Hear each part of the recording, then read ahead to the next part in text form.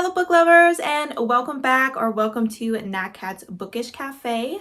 Today I am here to go through the top 10 horror, thriller, mystery audiobooks that I'm hoping to get to soon.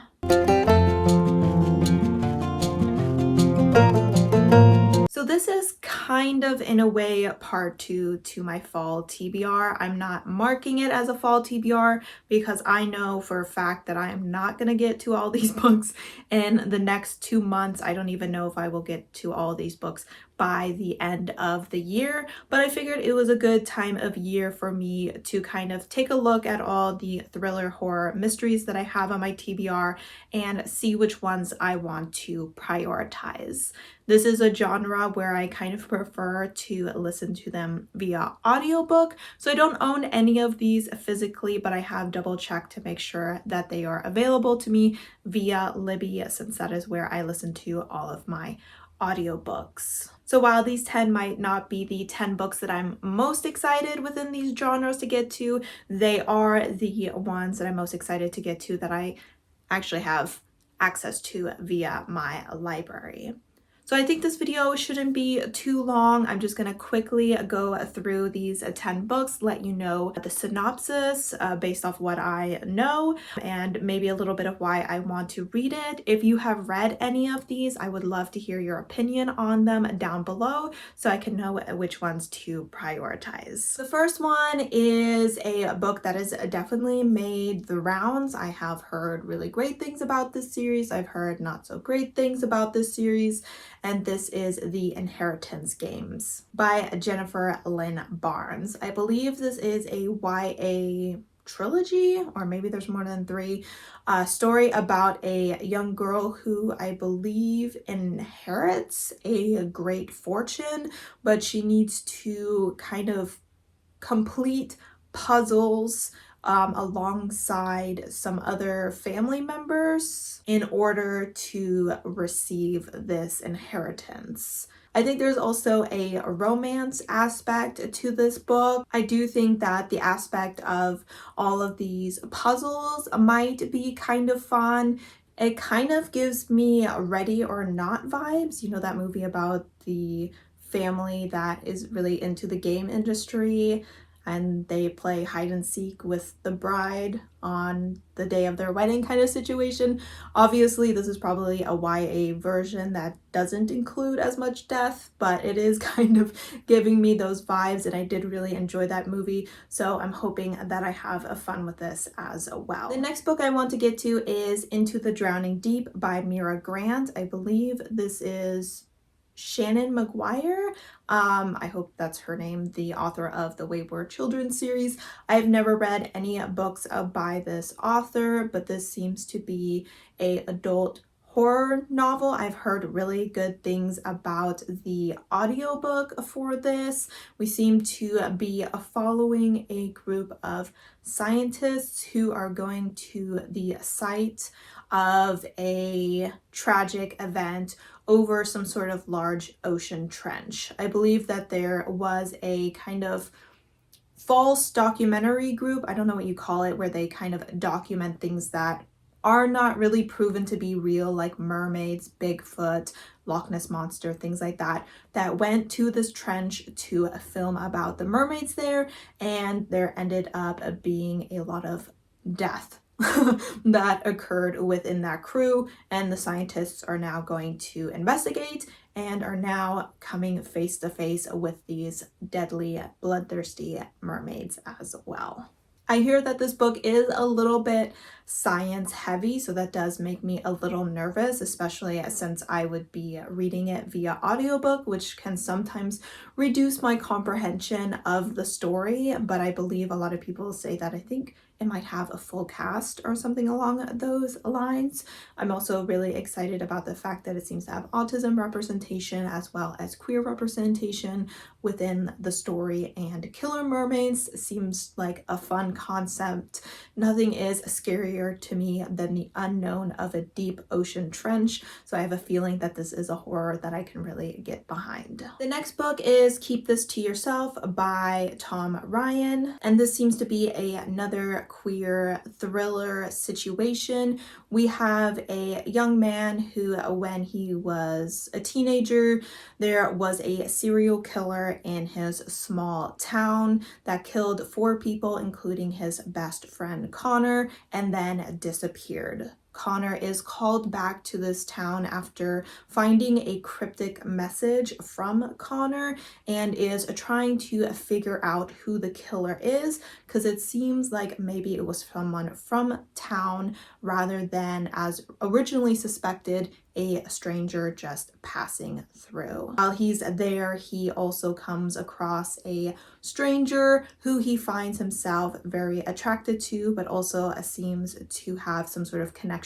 or interest in the case, and he also feels like someone is watching him. I think thrillers set in a small town are always really intriguing. I also enjoy thrillers where we have flashbacks, and I'm assuming that we are going to have that as we watch Mac kind of relive that experience so many years ago. He's not only trying to come to terms with the fact that the killer may have been someone from town, but he's also coming to terms with the fact that he had stronger feelings for his friend that he lost than he was originally admitting to. To me, the concept of this story just sounds really intriguing. It seems like it ticks off a lot of boxes for what I like to see in a thriller or in a book in general, with its queerness, with its dual timelines, with its sexy but possibly mysterious strangers, and the uneasy feeling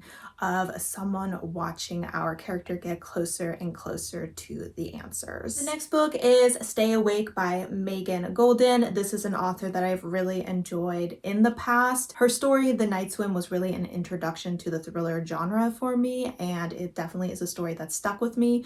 I've also read The Escape Room by her and really enjoyed that as well. This seems to be a newer release, though I'm sure at this point it's not that new, seeing as I suck at getting to new releases. But in this book, it really gave me like Blake Crouch vibes. We have a woman who wakes up in a taxi. She's kind of really confused about where she is. And when she goes back to her home, she finds out that someone else is living there. And so she tries to maybe call someone that she knows to kind of figure out what's going on, but her phone is missing, and in its place is a bloody knife. While looking at this bloody knife, she realizes that she has written the words "stay awake" all over her hands. This sounds like it's going to be a very interesting concept. Like I said, it's definitely giving those Blake Crouch vibes with dark matter and recursion, where we have people messing with multiple timelines, where we have people messing with multiverses and time travel. And we are following a character who is just kind of stumbling their way through and trying to figure out what is going on. Clearly, our character has possibly committed some crime. She is probably in danger, seeing as she needs to stay awake. I'm wondering if this book will take place in the span of time in which she is able to actually stay awake and figure out what she needs to do, which makes me think that this will be a very high stakes, fast-paced thriller that'll be an excellent time. She has yet to disappoint me, and I'm hoping she doesn't start here. Next, we have another YA story, and that is The Black Queen by Yamata Emil. And I do enjoy a good social horror or a black horror, and in this one we are following the friend of a girl named Nova, who is supposed to be the first black homecoming queen in their town, but she is found dead. And our main character suspects that it was Tinsley, the white girl whose family has a tradition of winning homecoming, that committed this crime. She is seeking justice through her father, who is the first black sheriff. However, she is not taking the action that she feels he should be, and so she takes matters into her own hands. It seems that we are going to be following a character who is getting close to the enemy in hopes of proving that she is guilty, but this enemy has an agenda of her own. So I have a feeling that things are going to get messy. I have really enjoyed books of young women seeking justice for their friends, such as Monday's Not Coming by Tiffany D. Jackson. So I'm hoping that this has a similar vibe to that, and that maybe it even has a few Get Out vibes as well. The next book honestly seems to have similar vibes to Keep This to Yourself, and that is The Shadows by Alex North. I read The Whisper Man by Alex North and thought the story was really good, but the ending was definitely what impressed me the most about his book. So I'm hoping that this book gets me just like the first one. In this book, we are once again following a young man, or an older man now, who as a young man experienced a serial killer in his town who ended up killing one of his friends. In this case, however, that serial killer was one of his friends as well, and that friend one day disappeared. Now, due to his mother's ailing health, our main character has returned home and is finding that there is a detective there who's investigating another copycat. However, our main character is very nervous because his mother is acting strange and is insistent that there is someone in the house and someone following him. And he's being constantly reminded that his ex-friend, the murderer, was never actually found. Once again, we have a story about someone who is being followed, someone who is being forced back to the scene of a crime where they never wanted to return. I do think that this is always an interesting concept. I did really enjoy the audiobook for The Whisper Man, so I am hoping to enjoy the audiobook for this book as well. I also think the concept of friendships being pulled apart because one of them is a murderer and killed the other one is a pretty interesting concept, so I'm really excited to check this one out. Up next, we have You're Not Supposed to Die Tonight by Kaylin Byron, and this is another YA story where we are following Charity, and she just got her dream summer job of playing the final girl at a camp where guests get to play in a full contact terror game, and the workers at this camp recreate classic slasher scenes. Personally, you would never find me here. But as the days go on, she starts to realize that a lot of her coworkers might be dying for real. Soon, Charity's role as a final girl is getting a little too real for comfort, so her and her friend team up to figure out who is murdering these people, what their motive is, and what the true past of this camp truly is. I don't watch a lot of slashers. It's not really my thing. I haven't read a lot of slashers either, but I feel like the fact that this is taking place at a camp where people are pretending to get murdered and then they're actually getting murdered is such a fun concept. I love learning about the dark past of a place, so I'm hoping that this gives me everything that I am looking for in a fun YA slasher. Up next, we have The Dead and the Dark by Courtney Gould. This seems to be a paranormal queer story. We are following two teenage girls, one who lives in a town called Snakebite and whose boyfriend is one of the first of many teens to disappear. Then we are following Logan, who is returning to Snakebite with her family, and they are known as ghost hunters. And as they arrive, a lot of fingers start pointing to them for the disappearances of these teenagers. Our first girl, Ashley, feels the presence of her boyfriend following her around, and when Logan's family arrives in town, she starts to see his ghost as well. The two girls team up to figure out what is happening to these teenagers, as well as to dive into the dark secrets of this town and their families. Once again, we have a small town with a lot of secrets, but this time we're going to sprinkle in a little bit of paranormal activity. I'm interested to see if these ghosts are going to help these girls or if they are a threat. Once again, I enjoy the aspect of a queer romance running alongside this mystery, and I'm eager to watch these girls' suspicions of their family in town grow alongside their feelings for each other. Book number 9, I believe, is the only middle grade on here. I'm 90% sure it's middle grade, and that is The Other Woods by Justin Pekila Winans. In this book, we are following River, who, based off of the use of they, them pronouns throughout the synopsis, I'm assuming is a non-binary character. They are also the only person in town who can see the monsters that come from a place called The Other Woods. Unfortunately for them, no one actually believes these monsters are real until one day River's crush gets dragged into the other world, and it's up to them and their pet cat to go and rescue them. I have a feeling that this book is going to be the perfect combination of spooky and adorable. That's just kind of, considering it is a middle grade story, I'm assuming it's not going to be too scary. I also absolutely love the fact that our character has a sidekick that is a cat.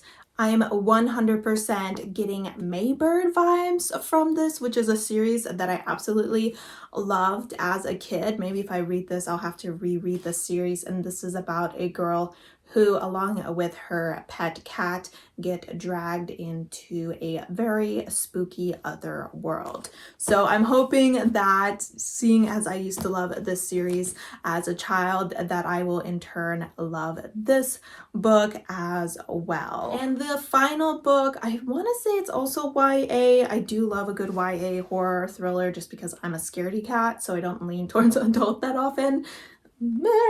Talking about scary, there is one of those long-legged bugs flying around my room right now. And the final book is Camp Dimacus by Chuck Tingley. The synopsis of this is pretty short, but honestly, I don't need to know much more to know that this story is going to creep me out. This story takes place near a small town in Montana called Neverton, and this town is full of God-fearing people with a heart of gold. And near that camp is a conversion camp for queer children. As someone who knows a thing about conversion camps, luckily I've never been to one, but I know some things. I absolutely know that a story following what takes place in a conversion camp, specifically in one deeply rooted in religion, is probably going to be pretty horrifying. I also think that this cover is definitely very creepy. I am very excited to check out this book and to see what the author does with it, because really the synopsis doesn't give much. I really don't know what to expect, but I do really think that it will give me the chills. All right, guys, so those are 10 audiobooks that I'm really hoping to get to in the next few months. My audiobook reading has slowed down a little bit. It really ebbs and flows. I feel like I'm more likely to go into an audiobook slump than a full-blown reading slump. I don't know what's up with that. It is what it is, but I am excited for all of these. As I said before, I would love to know your opinion on any of these to see which ones I should prioritize. And I would also love any suggestions for other horror thriller mysteries that you think do really well as audiobooks. As always, guys, thank you so much for supporting my channel by watching my videos, and I hope to see you next time. Bye!